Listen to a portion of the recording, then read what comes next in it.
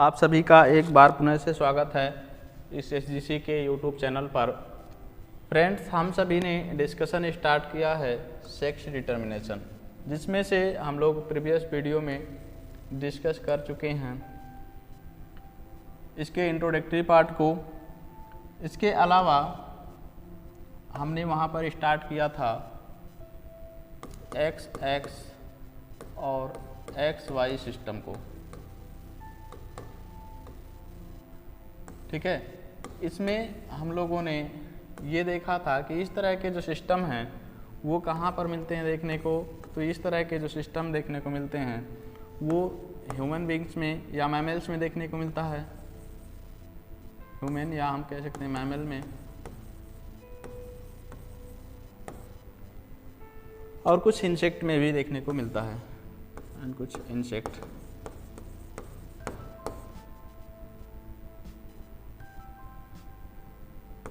में देखने को मिलता है, ठीक है। तो हम लोग इंसेक्ट में कल के वीडियो में, पिछले वीडियो में देख चुके हैं।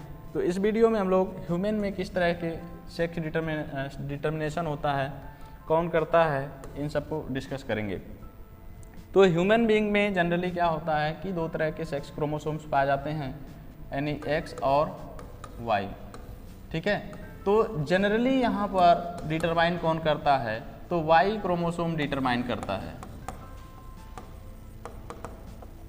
वाई क्रोमोसोम जो है ये डिटरमाइन करता है कि जो एम्ब्रियो डेवलप हो रहा है वो मेल होगा या फिर फीमेल होगा। तो इन ह्यूमन बीइंग्स या other mammals the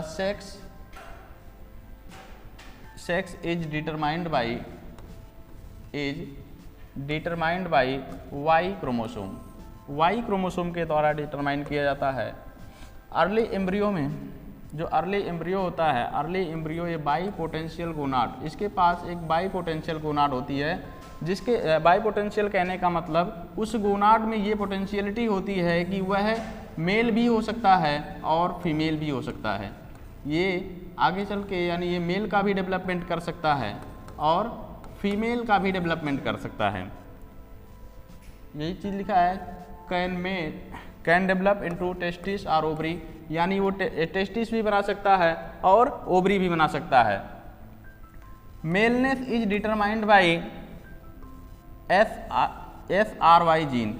SRY gene ये प्रेजेंट कहाँ पर होते हैं, sex determining region of Y chromosomes. ये वाई क्रोमोसोम्स पर sex determining region Y chromosome पर ये SRY जीन पाए जाते हैं, which present on the short arm of Y chromosomes. Y chromosome के शॉर्ट आर्म पर पाए जाते हैं, ठीक है। अब ये जो SRY जीन्स होते हैं ये इनकोड करते हैं, इनकोड करते हैं किसको, TDF को, यानी टेस्टिस डिटरमाइनिंग फैक्टर को। जब ये वाई क्रोमोसोम्स पर SR जीन प्रेजेंट होंगे तो वो टेस्टिस डिटरमाइनिंग फैक्टर को इनकोड करेंगे, यानी टेस्टिस डिटरमाइनिंग फैक्टर का फॉर्मेशन करेंगे। जो टेस्टिस डिटरमाइनिंग फैक्टर का यहाँ से फॉर्मेशन हुआ, ठीक है, ये उसको आगे हम पढ़ेंगे। पहले इसका हम स्ट्रक्चर देख लेते हैं। तो ये है हमारा वाई क्रोमोसोम। वाई क्रोमोसोम है जिसके पास क्या पाए जाते हैं, आप यहाँ पर देख पा रहे हैं, ये इतना जो हिस्सा है इसका, ये वाला, इसी पर क्या पाया जाता है, SRY जीन। यहीं पर SRY जीन पाया जाता है, यानी sex determining region of Y chromosomes यहाँ पर पाया जाता है। यही डिटरमाइन करता है कि आगे जो डेवलपमेंट होगा वो मेल का होगा या फिर फीमेल का होगा। तो ये SRY जीन जो है, चलिए बाकी के पोर्शन से हमें उतना खास मतलब है नहीं। तो ये testis determining sex determining region of Y chromosome ये क्या करता है, ये एक्टिवेट हो जाता है। कब एक्टिवेट होता है, तो ये लगभग 6 to 8 वीक, प्रेगनेंसी के 6 to 8 वीक में ये जो जीन है ये एक्टिव हो जाता है। ये जब जीन एक्टिव हो जाता है तो ये एक प्रोटीन का फॉर्मेशन करने लगता है, यानी जब ये एक्टिव हुआ, एक्टिव होने के बाद ये जो बाई पोटेंशियल गोनाड था, ठीक है, बाई पोटेंशियल गोनाड के ऊपर ये जाकर के अटैच होता है। इससे बनने वाला जो प्रोटीन, ये टेस्टिस डिटरमाइनिंग फैक्टर जो है टेस्टिस डिटरमाइनिंग फैक्टर TDF का जो फॉर्मेशन हुआ, अब ये क्या करेगा, इसका टारगेट सेल जो है बाइपोटेंशियल गोनाड ही है, ठीक है। अब ये जाएगा और इस बाइपोटेंशियल गोनाड के ऊपर अटैच होगा और उस बाइपोटेंशियल गोनाड को, इस बाइपोटेंशियल जो गोनाड है इसे डेवलप करा देगा किससे, टेस्टिस में। अब यहाँ से टेस्टिस का डेवलपमेंट हो जाता है, ठीक है। तो हमारे लिए इंपॉर्टेंट क्या है, SRY जीन होना। अगर वाई क्रोमोसोम पर SRY जीन नहीं है तो वो मेल का डेवलपमेंट नहीं कर सकता, वो फिर ये जो बाइपोटेंशियल गोनाड है, फिर ये अगर ये अनुपस्थित है, ये SRY जीन नहीं है, इसमें एब्सेंस है, तो क्या होगा, ये फीमेल में कन्वर्ट हो जाएगा, ठीक है। चलिए देखते हैं आगे हम इसको, ठीक है। द टारगेट सेल, आगे हम लोग उसी को कंटिन्यू कर रहे हैं। The target gene of SRY in bipotential gonad is, यहाँ पर जो टारगेट जीन इसका होगा SOX9 है, यहाँ पर इसका क्या है, ये टारगेट है, इसका टारगेट जीन है, तो इस पर जाकर के अटैच होगा और ये SOX9 प्रोड्यूस करेगा एक प्रोटीन जो इंड्यूस करता है डेवलपमेंट ऑफ टेस्टिस। अब ये SOX9 एक प्रोटीन का फॉर्मेशन करेगा, जैसा हम यहाँ पर देखें यदि, ठीक है। तो ये टेस्टिस डिटरमाइनिंग फैक्टर है। अब ये क्या कर रहा है, ये बाइपोटेंशियल गोनाड के अंदर पाया जाने वाला एक जीन यहाँ पर और है क्या, SOX9, और एक SOX9 जो है अब ये क्या बनाएगा, एक प्रोटीन का फॉर्मेशन करेगा, प्रोटीन का फॉर्मेशन करेगा जो किसका डेवलपमेंट करा देगा, ये टेस्टिस का डेवलपमेंट यहाँ से करा देगा। नेक्स्ट पॉइंट हम लोग इसको पढ़ लें, ठीक है। अब SOX9 activates the FGF9 protein, ये SOX9 जो है, SOX9 ये किसको एक्टिवेट करा देगा, ये एक्टिवेट करा देता है FGF9 को, ठीक है। यहाँ पर आप देख पा रहे हैं ये क्या किया, ये SOX9 अगेन एक्टिवेट कराया, एक्टिवेट किसको, FGF9 को। अब ये FGF9 जो है ये सर्टोली सेल को एक्टिवेट करता है, ये किसको, सर्टोली सेल को। चलिए नेक्स्ट पैरा हम पढ़ते हैं।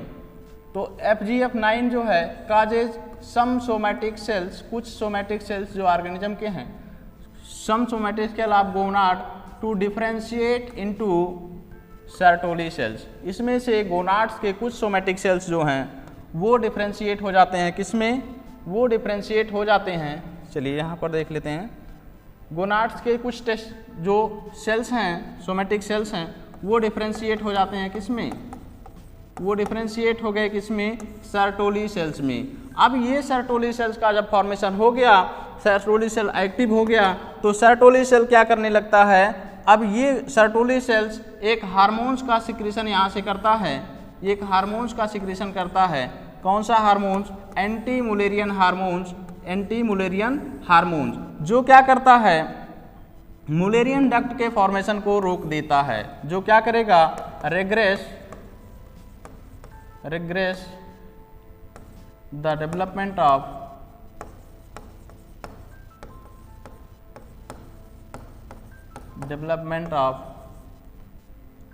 मुलेरियन डक्ट,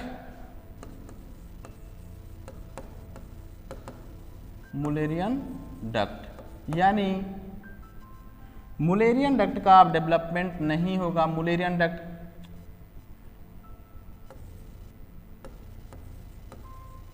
डक्ट का डेवलपमेंट नहीं होगा। और ये मुलेरियन डक्ट कहाँ पर पाया जाता है, ये फीमेल जेनाइटल ट्रैक्ट का फॉर्मेशन करता है, ये फीमेल जेनाइटल ट्रैक्ट का फॉर्मेशन करता है। तो यानी अब ये क्या होगा, जब ये डक्ट नहीं बनेंगे तो यानी अब यहाँ से फीमेल का डेवलपमेंट नहीं होगा, ठीक है। अब इसी में से कुछ और जो सोमैटिक सेल्स बचे होते हैं वो क्या करते हैं, other somatic cells, other gonadal cells, वो क्या करते हैं, डिफरेंशिएट हो जाते हैं किसमें, लेडिंग सेल्स में।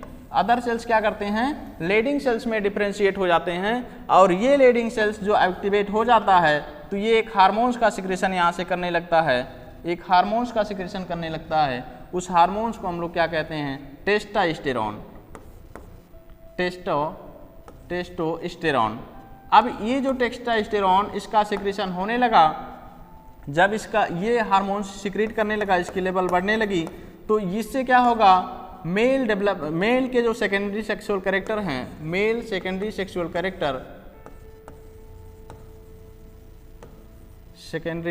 कैरेक्टर ये यहाँ से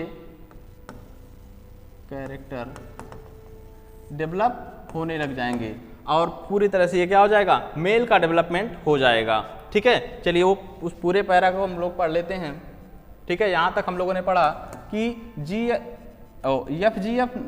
FGF 9 जो है वो क्या करता है, काजेज सोमैटिक सेल्स, कुछ सोमैटिक सेल्स को क्या करता है, जो गोनाड्स के कुछ उसे डिफ्रेंशिएट कर देता है, किसमें, सोमैटिक सेल्स को डिफ्रेंशिएट कर देता है सर्टोली सेल्स में। अब ये सर्टोली सेल्स जो है वो प्रोड्यूस करते हैं anti Mullerian hormones, anti Mullerian hormones जो क्या करता है, it also induce the other somatic sales of gonad, कुछ और भी सेल्स होते हैं उनको भी इंड्यूस करता है टू बिकम लेडिंग सेल, और वो लेडिंग सेल का फॉर्मेशन करते हैं। अब ये जो एंटी मुलेरियन हार्मोन्स बना, यही क्या करता है, रिग्रेस कर देता है मुलेरियन डक्ट के फॉर्मेशन को। तो जब यहाँ पर मुलेरियन डक्ट नहीं बनेगा, मतलब आगे फीमेल का डेवलपमेंट नहीं होगा, आगे फीमेल का डेवलपमेंट नहीं होगा।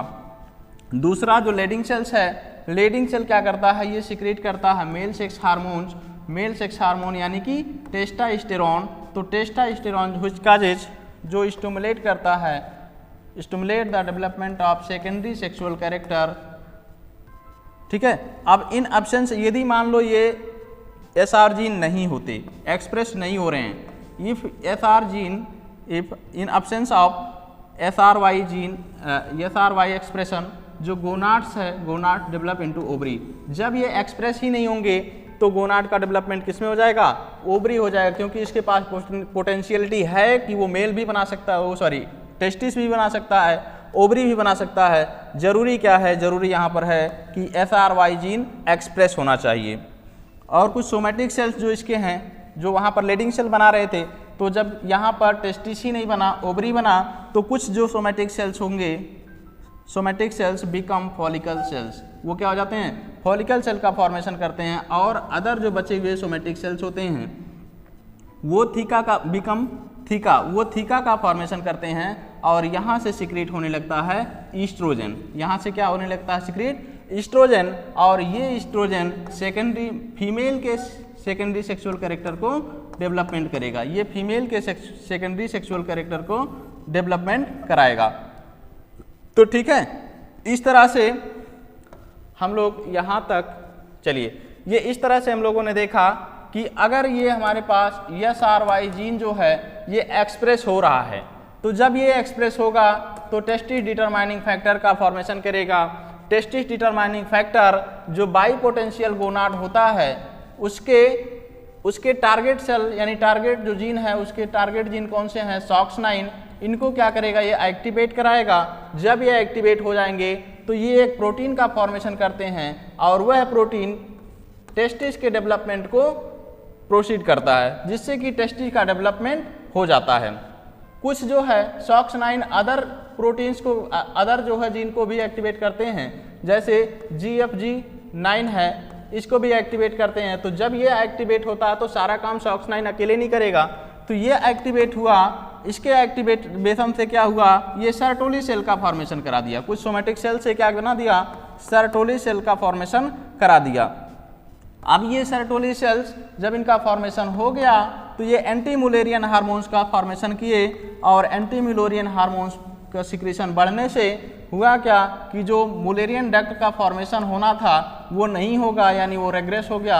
अब जब मुलेरियन डक्ट नहीं बने, मतलब फीमेल का डेवलपमेंट भी यहाँ पर रुक गया। ठीक है, दूसरा कुछ और सोमैटिक सेल्स जो अदर गोनाडल सेल्स हैं, वो क्या किए, लेडिंग सेल का फॉर्मेशन किए, और लेडिंग सेल बनते ही ये एक्टिवेट हुआ तो ये भी सिक्रीट करने लगा क्या, मेल सेक्स हार्मोन यानी टेस्टोस्टेरोन, जो मेल के सेकेंडरी सेक्सुअल कैरेक्टर के डेवलपमेंट के लिए रिस्पॉन्सिबल होता है। यदि इसकी एब्सेंसी हो जाए, इसकी एब्सेंसी हो जाती है तो ये सारी चीज़ें नहीं होंगी, और जो बाई पोटेंशियल गोनाड है वो फिर से डेवलप हो जाएगा, किसमें, ओवरी में डेवलप हो जाएगा। कुछ जो और सोमैटिक सेल्स हैं वो क्या बना लेंगे, वो फॉलिकल सेल का फॉर्मेशन कर लेंगे, ठीक है, और थीका सेल का फॉर्मेशन कर लेंगे। थीका सेल के बनते ही ये क्या बनाएगा, ईस्ट्रोजन बनाएगा और सेकेंडरी सेक्सुअल कैरेक्टर का डेवलपमेंट होगा। तो इस तरह से मेल के अंदर ह्यूमन के अंदर सेक्स का डिटरमाइन कौन करता है, वो वाई क्रोमोसोम करता है, ठीक है। चलिए तो नेक्स्ट हम लोग देख लेते हैं यहाँ पर। तो इसके डेवलपमेंट के लिए एक और भी हम लोग डायग्राम यहाँ से लगा रखे हैं। चलिए ये इस तरह से है, देखिए अब यहाँ पर ये क्या है, पेरेंटल जनरेशन है, ये मेल है, ये क्या है, फीमेल है, दोनों में क्रॉस हुआ या रिप्रोडक्शन हुआ। तो मेल के पास क्या है, XY है क्रोमोसोम, तो Y क्रोमोसोम है, मतलब इसके पास भी क्या होगा, SRY जीन होगा। जब ये एक्सप्रेस होगा तो फिर बाई पोटेंशियल गोनाड किस में डेवलप होगा, बाई पोटेंशियल गोनाड फिर जो है वो टेस्टिस बनाएगा और उस टेस्टिस के बनते ही वो सारी चीज़ें होंगी और ये मेल का फॉर्मेशन करेगा। तो यहाँ पर भी मेल होगा और जहाँ पर वाई क्रोमोसोम नहीं है मतलब वहाँ पर SRY जीन उसका एक्टिवेट नहीं होगा, ठीक है। तो SRY जीन उसका एक्टिवेट नहीं होगा, टेस्टिस डिटरमाइनिंग फैक्टर नहीं बनेंगे, तो अल्टीमेटली क्या होगा, वो जो बाई पोटेंशियल गोनाड है वो ओवरी में कन्वर्ट हो जाएगा। ओवरी में कन्वर्ट होते ही वो थीका सेल बनेंगे, फॉलिकल सेल बनेंगे, फीमेल सेक्स हार्मोन सिक्रेट होगा और वो फीमेल के सेकेंडरी सेक्सुअल कैरेक्टर का डेवलपमेंट करेगा, ठीक है। तो हमारे अंदर क्या होते हैं, यहाँ पर 22 प्लस XY होते हैं, यहाँ पर भी क्या होंगे, ये 22 जो हैं ऑटोसोम होंगे प्लस XY होंगे। तो इस तरह से हमारे अंदर जो सेक्स का डिटर्मिनेशन है वो कौन करता है, वो X क्रोमोसोम करता है। तो अगली वीडियो में हम लोग दूसरे टाइप को पढ़ेंगे। तब तक के लिए आप सभी को धन्यवाद, ठीक है। मिलते हैं अगले वीडियो में।